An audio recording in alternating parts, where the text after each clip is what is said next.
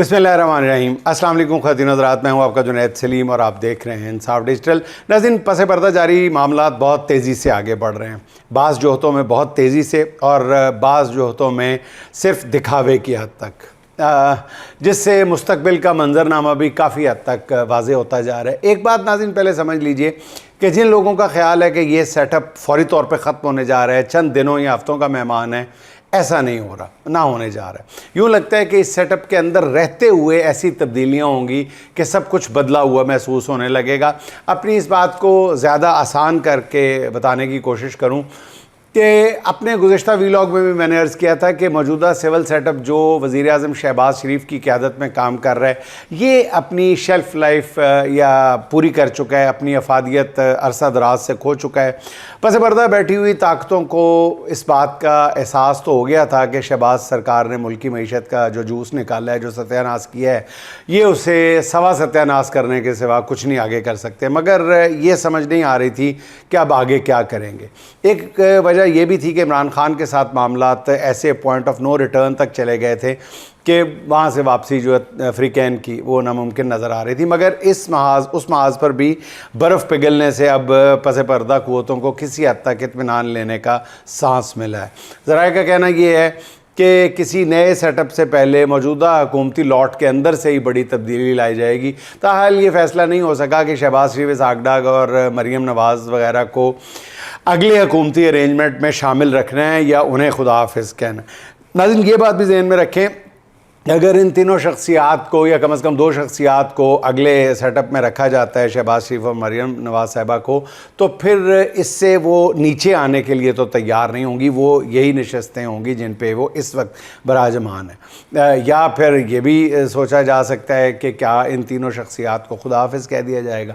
ज़राए का कहना यह है कि इस मामले पर पसे पर्दा क़ुव्वतों में भी इख्तलाफ है। कुछ लोग शरीफ ख़ानदान को मज़ीद साथ रखने के हामी हैं, जबकि कुछ का ख्याल ये है कि शरीफ ख़ानदान की मौजूदगी, हर तब्दीली, उनकी मौजूदगी में जो भी तब्दीली की जाएगी वो कॉस्मेटिक तब्दीली होगी, मसनूई होगी, उसकी कामयाबी का कोई बहुत ज़्यादा इम्कान नहीं है। अगर माइनस शरीफ ख़ानदान नए हुकूमती सेटअप का फ़ैसला हुआ, माइनस शरीफ ख़ानदान के साथ नया सेटअप बना, तो उसके साथ कहा जाता है कि जी ज़रदारी ख़ानदान भी माइनस होगा।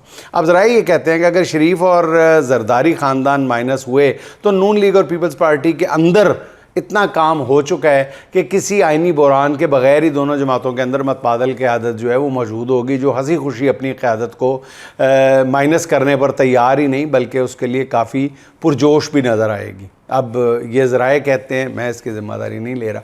अच्छा नाज़रीन, ख्वाजा आसिफ ने गुज़िश्ता रोज़ पार्लियामेंट के बाहर वीगो डाले वाली जो बात की है वो बहुत बड़े मसले की निशानदेही है और बहुत गहरी बात है।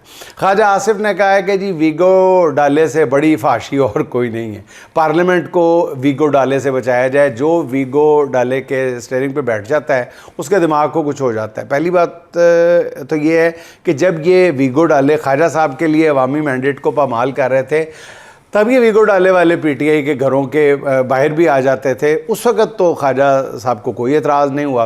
ख्वाजा साहब ये वीगो डाला ना होता ना तो रियाना डायर साहिबा आज कौमी असम्बली में बैठी होती और आप सियालकोट वाली नहर पर डुबकियाँ लगाने के साथ साथ आम चूस रहे होते।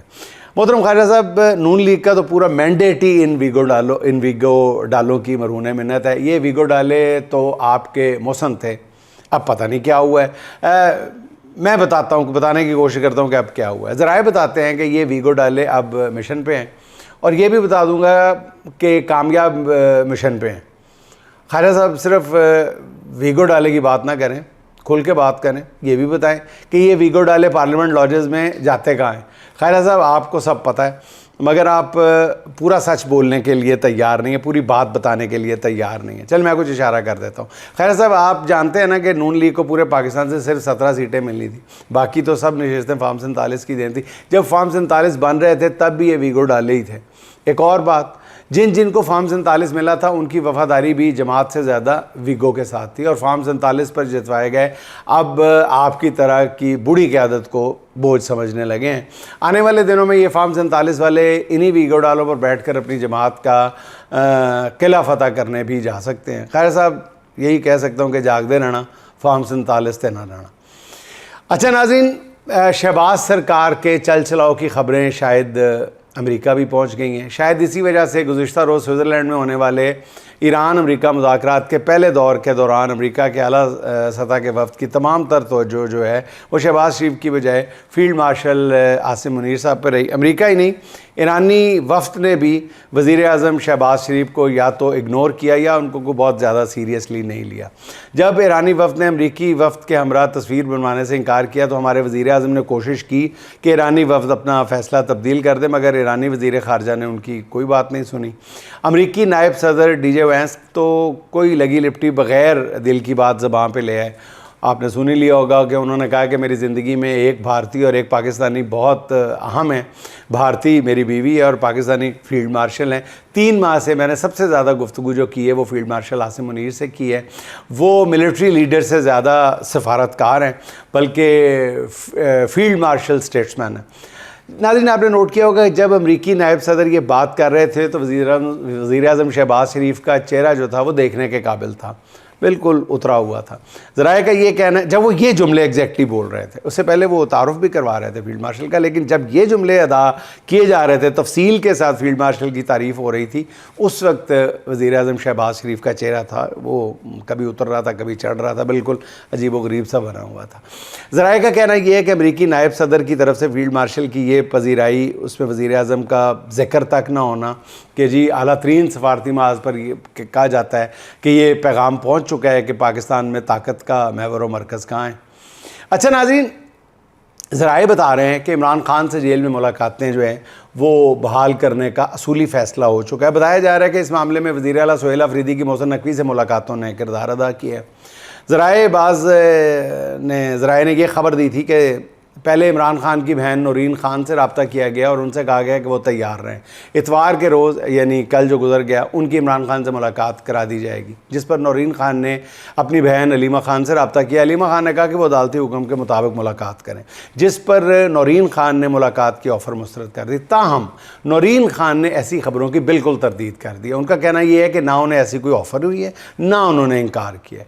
दूसरी तरफ ज़राए का ये कहना है कि इमरान खान से उनके अहल खाना की मुलाकातें जो हैं वो जल्द बहाल हो जाएंगी। 2 बहनों नौरीन खान और उज़्मा खान को अपने भाई से मिलने की इजाज़त होगी, अलबत्ता अलीमा खान के मिलने पर पाबंदी बरकरार रहेगी। ज़राए का ये कहना है कि ये तय पाया है कि मुलाकात के बाद मीडिया पर कोई बात नहीं की जाएगी। ज़राए ये भी कहते हैं कि मुलाकातों की बहाली पस पर्दा जारी मुज़ाकरात के हवाले से एतमाद साजी का एक अहम मज़हर होगा।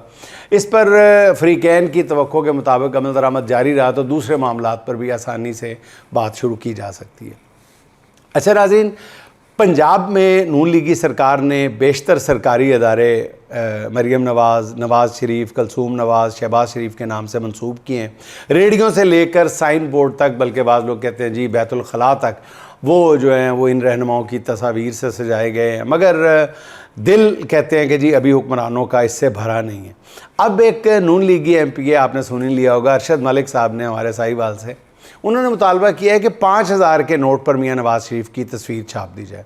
अब नून लीग के अंदर से उठने वाले इस मुतालबे पर सोशल मीडिया पर तरह तरह के तबसरे किए जा रहे हैं, मीम्स बन रही हैं, लतीफ़े सुनाए जा रहे हैं। किसी ने कहा है जी कि नोट पर नवाज शरीफ की तस्वीर ना छापें बल्कि साथ ये भी लिख दें मुझे क्यों निकाला। इस तरह जब कोई शख्स अपनी जेब से 5000 का नोट निकालने लगेगा तो मुझे क्यों निकाला पढ़कर या कह कर दोबारा जेब में रख देगा, जिससे कौमी बचत में इजाफा होगा। जनरल रिटायर्ड एजाज अवान ने भी एक तजवीज़ पेश की है कि बेहतर होगा कि नून लीगी सरकार 47 रुपये, फार्म 47 वाला 47 रुपये का नोट छापे जिस पर पूरे टब्बर की तस्वीर लगा दी जाए। एक खातून रुकन असम्बली की तजवीज़ ये है कि सिर्फ नोटों पर ही क्यों एक सूबे का नाम नवाज़ रख लें, दूसरे का शहबाज, तीसरे का मरियम सफदर रख लें, चौथे का नाम हमज़ा रख लें और मुल्क का नाम शरीफस्तान रख दिया जाए। ये रोज़ रोज़ की ये मारा मारी है, ये ख़त्म की जाए। वैसे इस तरह की तजवीज़ मिज़ाहिया अंदाज में दी जा रही है, मगर जिस तरह के माइंड सेट के साथ हुकूमत का काम जारी है ना, कोई बईद नहीं कि इन तमाम तजावीज़ पर अमल दरामद के लिए कमेटी बना दी जाए।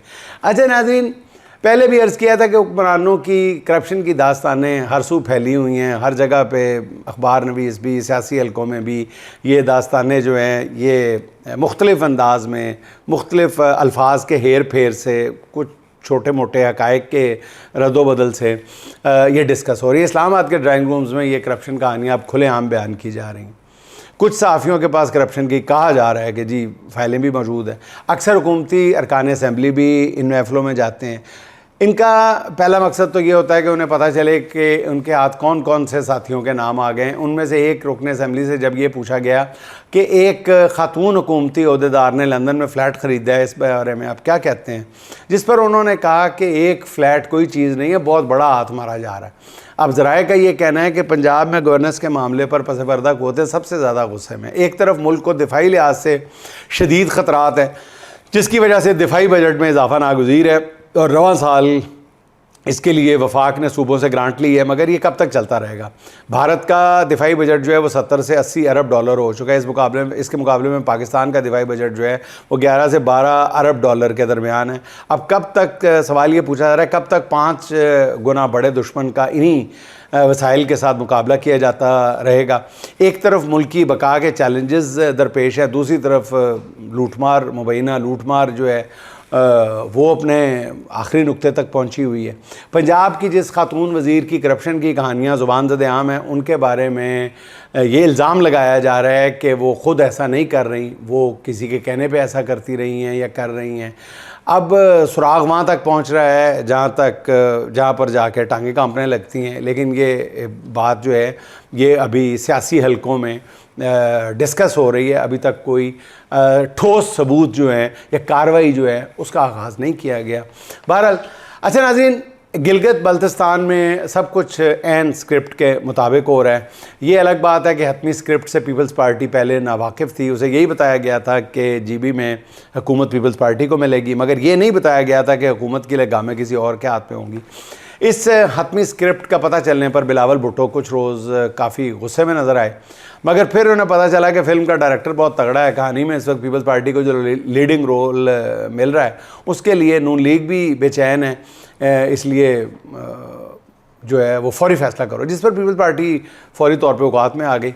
गुज़िश्ता रोज़ पीपल्स पार्टी और इस्तेहकाम पार्टी में हुकूमत साजी के लिए इत्तेफाक हो गया। पीपल्स पार्टी और इस्तेहकाम पार्टी मिलकर इक़्तिदार में होंगे और नून लीग अपोजिशन में बैठेगी और असल हुकूमत जो है वो कहा जा रहा है किसी और के हाथ में होंगी। यही खेल आज़ाद कश्मीर में भी होगा। इसी स्क्रिप्ट के मुताबिक बिलावल समेत पूरी पीपल्स पार्टी ने वफाकी बजट के हक़ में फ़ैसला देने का ऐलान कर दिया है या आपस में अंडरस्टैंडिंग कर ली है।